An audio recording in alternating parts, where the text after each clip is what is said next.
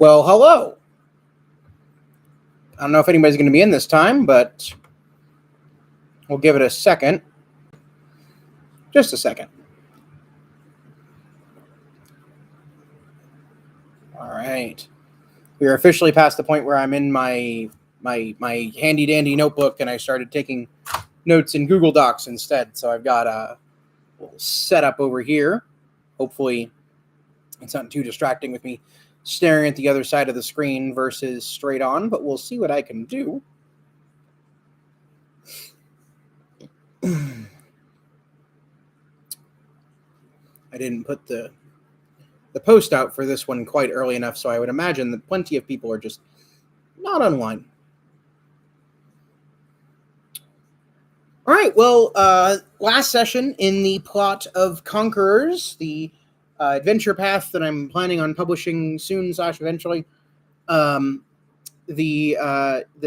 heroes, for lack of a better term, had finished. Well, had commenced and finished combat with the Booyogs, the trio of goblin sorcerers. And I don't mean sorcerers in the class, sorcerers as in people who use magic. If I had to quantify them, they were probably wizards, maybe. I had them use intelligence as their casting stat, but they're not really they're not a character class. That just doesn't make sense. But so they went through that extremely hard combat, had a great time with it, and then got the refugees, well, I suppose just the townspeople, out of the tower that they had been stuck in, where they had their life force drained out, and met with them. The townspeople had congratulated, thanked the player characters, and said, please, please help us. But also, oh, you are the God touched. This is the first time that they thought of themselves as being the God touched and being worshipped by people. Some of them reacted very interestingly to that. Matt didn't have much of a reaction. Taco decided to weaponize that. That's probably the best word, is weaponize. And that he would have a loyal cult to follow him, and do his bidding. How true that would have been if the group had stayed with him longer, and if this group had stayed together longer, I don't know.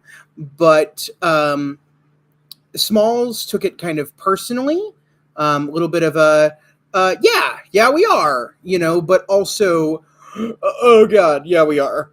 Urza didn't do much, and Sunshine was mostly unperturbed, but was also happy to know that others knew of who she was and what she was. So I offered them two choices at last session. They could either stay in Lori with the townspeople and help them to build back up and kind of set up a stronghold there, or they could continue on to Blackstone. Blackstone being the greatest city in this or any age, under the mountain, this great dwarven metropolis, for lack of a better word. And there was a bit of a disagreement at the beginning of this session where they said, well, do we even really care about these people? We could just leave them. Again, there's a reason I don't call them, I call them heroes with big old air quotes. And eventually they decided, okay, no, we do owe them something. Whether or not we owe them something, it's right. It's right to protect them. And so they attempted to. And so I had last session, since I laid out those two options, I had built out, okay, so if they stay, this happens. If they go, this happens. If they stay, they won't get much from it, but they will have they'll be able to set up a stronghold here and set up a life and a base, most importantly, outside of adventuring. So when they're paused on adventuring, they can return to somewhere and have it feel like home. But what they would have gotten in that was relatively basic. I kind of built 3 different options. So there's defense, outreach, and organization. And I said, okay, I would have said, okay, well, one of those is going to be level 2, one of them is going to be level 1, one of them is going to be level 0. And they would get 2 units of humans. For this, I'm using the warfare system from Kingdoms in Warfare from MCDM Games. Great product. I can't recommend it enough. I've actually run a couple battles in it and had a great time with it. It can be a lot to keep track of, but so can D&D combat. So not a whole lot there. But, this was an interesting thing. So, okay, so if you stay here, you get to have, defense, outreach, organization. Defense, pretty obvious. You get walls and towers, things like that. Outreach, finding, saving, and recruiting people from outside of Lori. So not just the couple hundred people that were, kept alive in this town, but, all those, the little barn that they found that led them here, things like that. Finding those areas, finding the people who are still alive and getting them back here. And then organization, making the city organized, and also getting citizens. So outreach would have gotten them extra units and workers, so trained people, and organization would have gotten them, an extra unit or a larger domain, a larger organization in the amount of people there.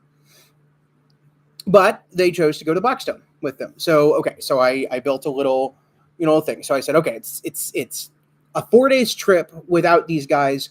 With them, you're naturally slower transporting 200 people. So this means 6 days. Okay, cool. I was planning there to be kind of a narrative through line there, where each one would have kind of one person that they would connect with, and each day, like this would probably be multi-session, and each day they would have an encounter, at least like 2 or 3 of the 5 of them would have an encounter with their person. And I introduced a couple of them. So I introduced Gear, which was a young boy that kind of hooked onto Smalls. Smalls is so cool. He's small like me, and I'm going to be a hero like you. And he took these. He found a bar of iron they'd used in building the tower and was swinging around like a sword and talking to Smalls. He was so super excited. And Smalls actually had a great interaction with him. I think it was a really good scene. If I'd had the rest of the interactions happen with everyone else, I think he would have had more scenes with Gear, there's some options here. You're going to guide him towards being safer and maybe not pursuing a life of adventure and adventuring, or are you going to, encourage that and say, hey, I did that. Look how I turned out. So there'd be options there. It didn't end up happening because 2 of the 3 other scenes kind of broke down. I didn't really account for my players. I didn't account for the way that these people are playing these player characters, which is mostly not heroic. They're not heroes. And that's fine. But I didn't really account for that. I wasn't really ready for it. So Matt got a little scene where he found out that 2 of the company of the people had gone off in the woods. And if he'd explored it, he would have found this whole, secret love affair. Oh, they're from different families. They don't like each other. This whole thing. It would have gone into that whole thing. He basically said, okay, well, guess they're wolf food. That was it. Oh, and sorry. And then threatened the person who told him about them leaving and said, well, it's a good thing you didn't go too, now isn't it? Now keep up. So that kind of threw me for a loop a little bit.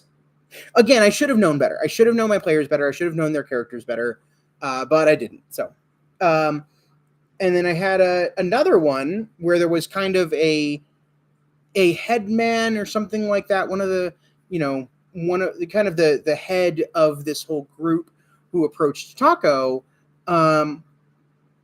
and said something to the effect of, hey, I know your God touched. Can you help me? I'm old and frail, and I know that the God touched have great power. And from what I remember, Taco kind of took it as, well, if you're old and frail, then you can't really help me. Again, did not account for characters at all. So, whoops. I kind of just left that there. So instead, we just explored the thing that was going to lead to combat in this section. So the first night goes, fine, goes well. You got a good day's travel in. A lot of that day, you were noticing their rations are just not really good, and there's probably not enough for 6 days with all of these people. They did come up with a pretty good idea, though. So the druid can cast that wonderful spell, Good Berry. And she was able to make 50 berries, and that's 50 people's worth of food. And I said, yep, cool, fix, done. I frequently forget just how useful Good Berry is in kind of breaking down challenges. A full day's meal like that is really, really nice. So they didn't really care that their rations were, moldy cheese and old bread and meat that they found in destroyed homes. Everything was kind of covered in ash and all that jazz, but it worked out. So they said, okay, so, we're going to form, we're going to have a few of them kind of be protectors over the night so that we can get our rest. And those will be the ones who got the good berries during the day, and we'll just cycle it through. Yeah, good plan. It was. And regardless of, what I wanted this to be, kind of a test, difficult, could I have ramped up the difficulty some? Yes, but I thought they did a really good job of solving the problems that I set in front of them. Do I wish that the scenes with the townspeople had been better? Absolutely. And if I had planned things differently, I think I could have made situations that these individual players and characters would have loved and would have relished. Because gear was fucking perfect, let me just say. So during the first day, though, they did see one thing. They saw signs in the dirt and in the trees around them of these cat-like ambush hunters that they've heard about. They are not, oh crap, what are they called? Leonin? They're not Leonin. They're just cat people, and they're not Tabaxi either. They are feral cat ambush hunters that just wander these plains. They're humanized cat people and kind of animal-like. And so the first night, they just had signs of that. So the next day was when they formed the whole rotation of people to guard so we can get our rest. The second night, however, the cats begin to howl and hiss and growl from out in the trees, from beyond the torchlight. Could you go looking for them? Certainly. Were these players going to? No. Especially for the amount of roars and sound that they heard. They knew there was a lot of these creatures out there. And so I had everybody make a DC 10 wisdom save to be able to sleep that night. And if you didn't sleep that night, you gained a level of exhaustion, and you wouldn't be able to get rid of that until you got a full night's rest. And that's, you can't do that while walking. And there was no pallets. There are no, wagons for you to lay in during the day. That wasn't going to happen. So I just said most of the townspeople fail, just period. All of them, no, but most. And so morale started to drop pretty sharply, and this was going to reflect in these scenes with people. But again, it just wasn't really going to work out. Oh, it looks like there might be 3 people online. If those people are real, they should say something in the chat so I can know. So that was the second night. The third night, the roars grow in intensity, and now it's a DC 12 wisdom save. Ooh, okay. We had one player that failed both. Not too many. They were all rolling really well, so that kind of sucked. But it is what it is. And so they said, okay, this is gonna be an issue. If these people can't sleep for 5 nights, we're pretty screwed. And I told them straight out, if anyone can't sleep for all 5 nights of the townspeople, they're just dead. If they don't do something to help with this, chances are most of these people are going to die. And now I didn't tell them, obviously, that the last night was not going to be howling. It was just going to be attack, but I wanted to ranch it up that tension. So I lied a little bit. I said, okay, if you don't do something. And so they came up with a pretty good plan. I thought Smalls performed his Song of Rest. And they said, well, Smalls is so small. He's so light. He's so tiny that we can carry him through the day. I said, okay. Instead of, that means whoever carries him is going to have to make a wisdom save the night before to sleep, but is also going to have to make a Constitution save. Woo! Hey, Jamie.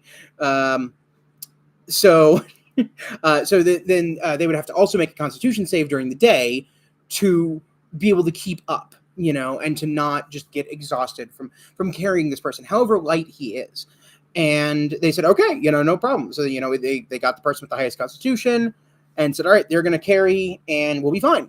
And they were. So Smalls is performing the Song of Rest every night.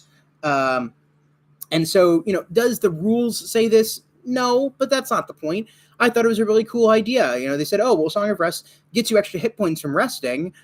So why doesn't that, let these townspeople go to sleep, even with this crazy loud noise? And I was like, okay, yeah. So it gave all the player characters advantage on the wisdom save. And the townspeople, just a majority of them are able to sleep. Maybe some aren't. Some families have some trouble. Whatever. Some are not going to be great, but most will be okay. And so the wisdom saves keep getting higher and higher until the final night, except that they all had advantage, so they were fine. And then the final night, the cats don't howl. If 2 or more of the player characters had at least 1 level of exhaustion, they would have attacked. No one had any levels of exhaustion. So nothing happens. And that's fine. Does something have to happen? Does this have to be a big explosive encounter? No. Sometimes you avoid it. Sometimes your plan is good enough to not have to do it.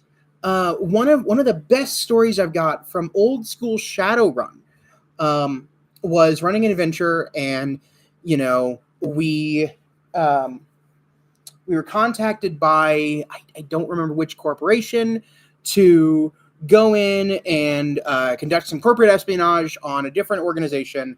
And, they said, okay, we're going to, you're going to get in, get out.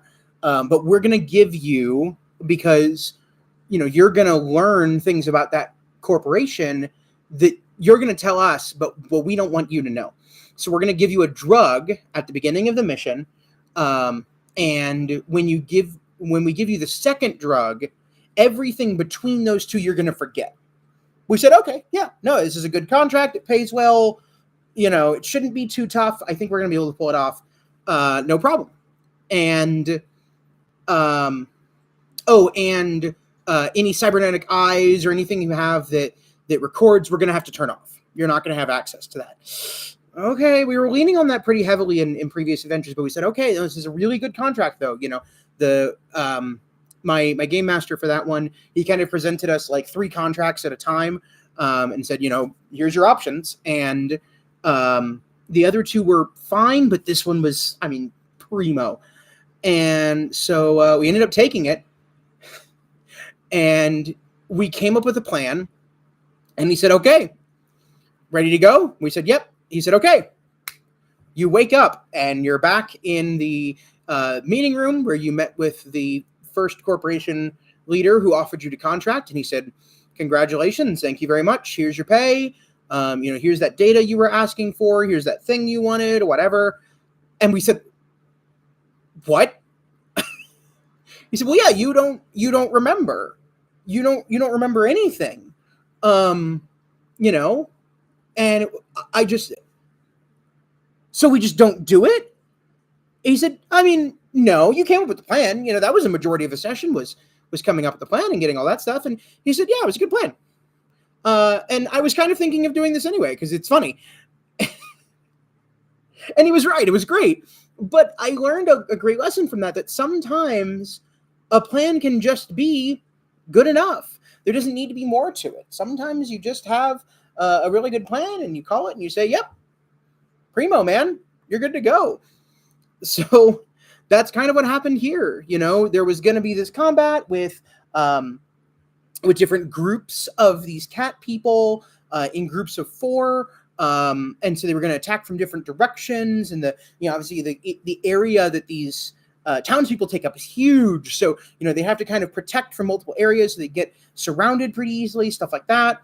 I thought it was going to be a pretty fun combat. But at the same time, sometimes, railroading in many cases is saying it doesn't matter that you did this and this and that and that. This is going to happen. And I don't think that's right. Sometimes you do the right thing and the bad thing doesn't happen. And so that's what happened. So instead of the end of the session being the end of the combat, the end of the session was after it. So they get to, where Blackstone should be, but the townspeople had told them, okay, this is this great city. It's the greatest city in this or any age. It's great metropolis inside the mountain. They're like, okay, how are we going to get in there? And so they said, we don't know.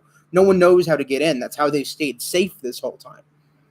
And they said, okay, well, we'll get close and we'll figure it out. We'll figure it out somehow. And so they kind of get close to where it should be, or they think, and suddenly out of the tall grass pops these stone helmets encrusted with jewels. And immediately all the players go, dwarves. There we go. Well done. I guess we're getting close.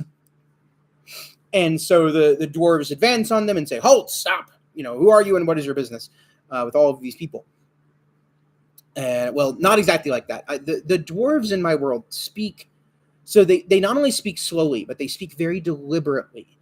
I like the idea of dwarves being very militaristic and thus very formal. Meeting a stranger, well, you're not certain of who that stranger is. You're not certain of his station in life. So you want to stand straight and stare people straight in the eye and halt, stop. Who are you and what is your business here? No contractions. That's a big thing. Remember, I think a few weeks ago, actually, I talked about, altering voices, not necessarily just an accent per se, but the way that you talk. So I use, contractions like can't, won't. Dwarves don't. They're not going to say can't. They say cannot. And that just immediately makes things feel formal, and it makes things feel forced, which is great sometimes. And so also cadence. Hey, Table Talk, good to talk to you. And so they said, halt, stop. Who are you and what do you want? And it's this hard consonants, separates words, makes words feel very purposeful. And so, of course, Smalls, being the charismatic bard of the group, but also being the smallest, climbs on top of Sunshine, who was the one who had been carrying him during the days, and pops up, and so you see this tiny halfling on top of this massive armored armored person, and pops up and says, "Hello, we are transporting these refugees, as you can see, and we were hoping we could gain shelter. Haha!" So they're talking, go back and forth. The dwarf is uncertain, and I made the players convince him a little bit. Getting into Blackstone is not easy. The people here like their safety and their secrecy, and that those two lead into the other. They're inside a mountain. If you get into the city, there's only so many ways out. They couldn't just get everyone to safety and move on. So their secrecy is key. Where exactly it is and how exactly you get in is key.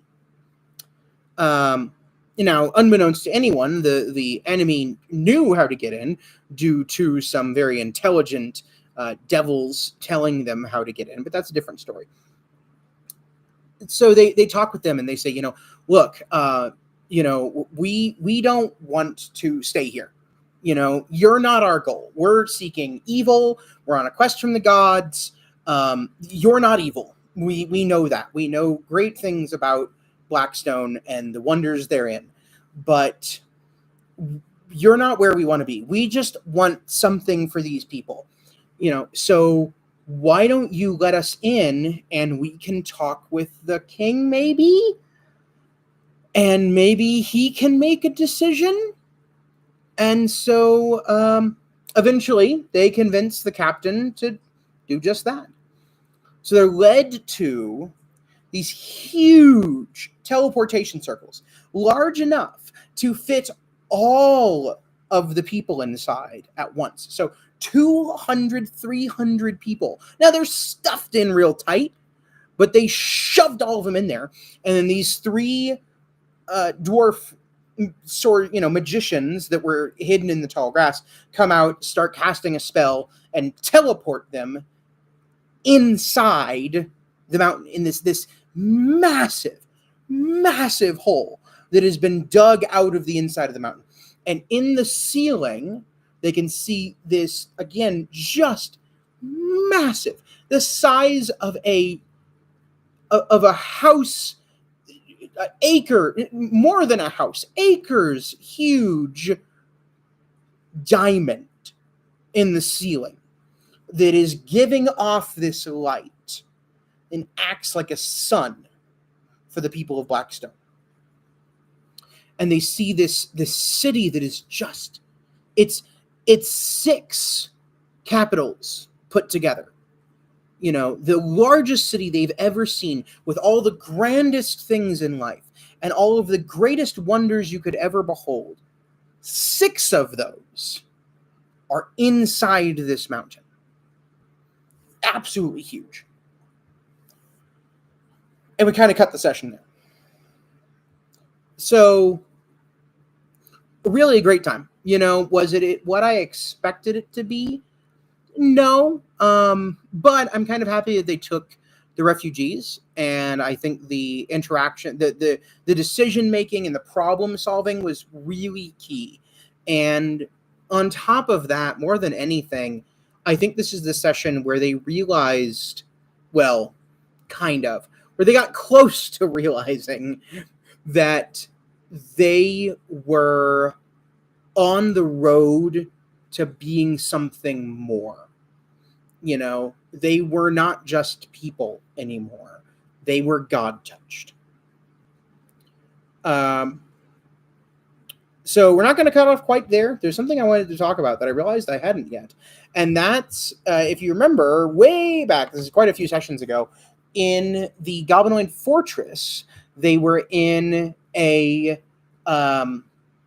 chapel of some kind, and they found a book, a huge tome that was sitting open. They took it off of the altar, and then Matt ended up burning the altar at the unhappiness of some other members of the party. But the book is written in this ancient goblinoid, gobbledygook, and so even though Taco speaks Goblin, he's not able to just translate it just like that. It's so old. It's like we're reading Old English versus Modern English. It just doesn't make sense. You have to really understand how the words function in a different way, not just how to read the language. And so every couple sessions, I've been giving them one page of this book. And I had meant to include those in these videos, but hadn't up to this point. So the point of this book is to kind of guide the players. It contains in it information that could be considered blasphemous, that could be considered foretelling and portentous. It is also a real history, even though it reads like a mythological history. And they're going to slowly realize through the adventure, well, they would slowly realize through the adventure that this is real, that the things that it talks about are true, but they're written as allegory. Well, allegory-ish. They're written like the Bible, like the Hebrew Bible, where the stories could be interpreted in how they tell us to act and be, but in actuality are true history. And so the first entry reads like this. In the beginning, the goblins had many gods. Those gods were heresy and were destroyed easily from Maglubiet, our whip and chain. Maglubiet brought the goblins under his heel and organized them. He made them great and showed them the way to power. Maglubiet made the goblins obey and created their society. The goblins now bow before the whip. They know power is the key. Hail, Maglubiet! Hail, goblinoids! So you can see here, this is, this could be interpreted as, in the beginning, this happened. Sure. But in truth, it is.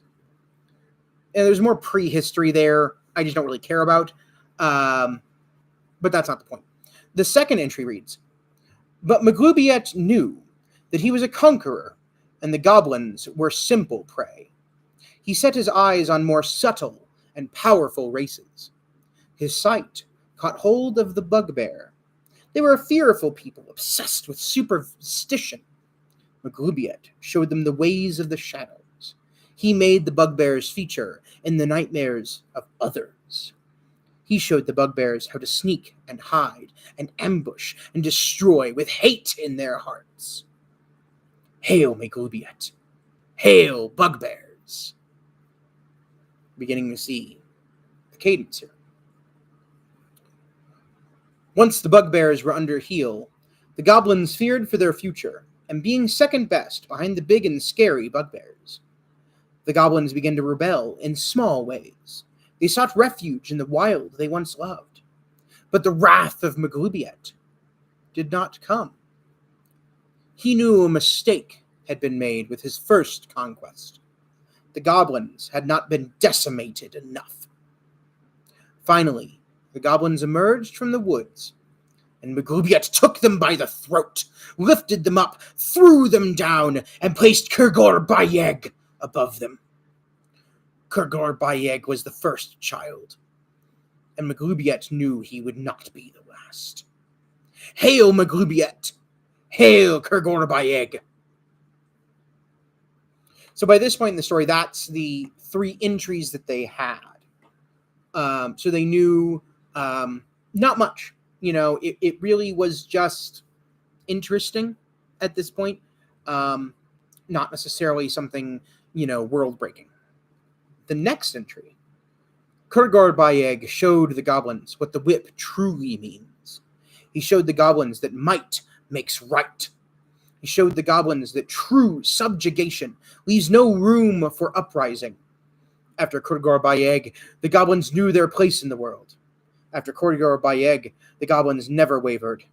After Kurgor Bayeg, the goblins were the perfect army. Hail Maglubiet!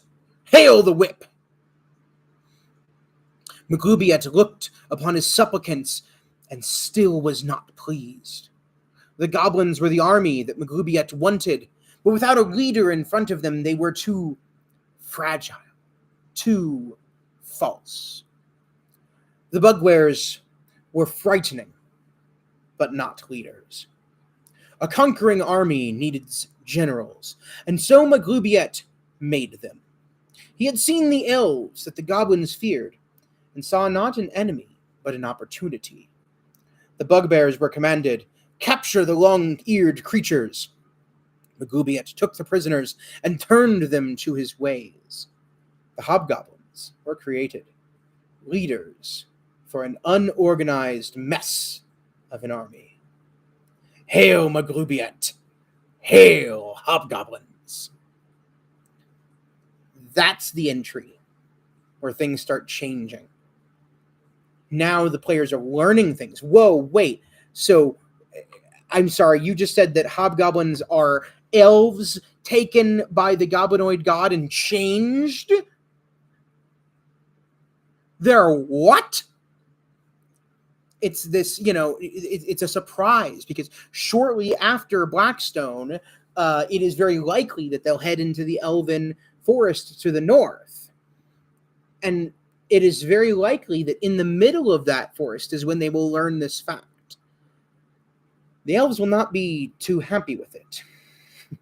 Unfortunately, this game did not go on a whole much longer than this. There was a few more sessions, which I'm happy to talk about, and I'm going to, because I think there's some really interesting lessons there, especially in how to handle randomness and actions that you really don't expect, but also how to, at least to a point, bend your character, your players, and thereby your characters, to your will, without making them feel like their choices don't matter, and that everything they do is railroaded.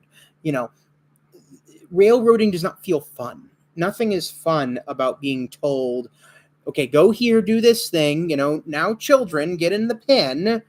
Nobody likes that. But that doesn't mean that there aren't ways to make your players do the thing that you want by subtle and not so subtle manipulation, So we'll talk about that later. And we'll come back to the Goblinoid Bible, as I call it. And some of the future that I had with it, some of the things that I haven't written out yet. But it all is kind of this idea of slowly revealing these facts of the past of this world. Ancient, beyond ancient past, prehistoric past, pre-writing past. But that's sometimes the point. So, that's about all I got from this session. Next session, we're going to get into the city of Blackstone, meet the king, talk a little bit about him and who he is, why he is, and his pride, because that is that is a big part of this Dwarven king, and the story that he has that a character could engage with but doesn't have to, because it's fine if they don't. Their plot is pretty external, but there's always side quests. There's always something else to engage with. So we'll talk about that. We'll talk about Taco getting messed up and having his shit stolen and starting to meet an underworld, which will get very interesting.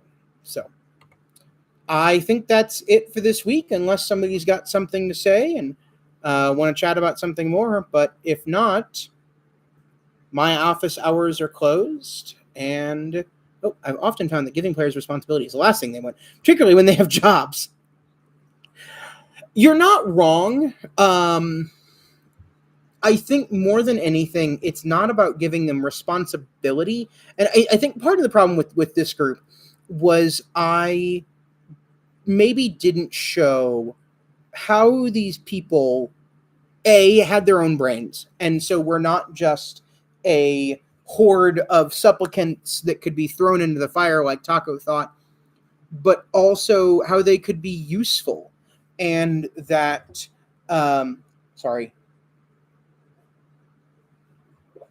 and that this group of people could serve them in ways that is useful. That sometimes you need a base to go to. Murder hobos are marvelous at doing a very specific subset of things, but the enemy here is not one lich. You kill the lich, it all falls down. You kill Sauron, and the evil is gone. No, sir. The problem here is a horde of goblins, goblinoids, led by charismatic, creatures that are also, looked over by a great lich. Because I like liches. Liches are fun. We'll talk about that later. But, also are guided by their god. This is not an enemy that can be stopped by annihilating every goblinoid on the continent, because you're just not going to be able to.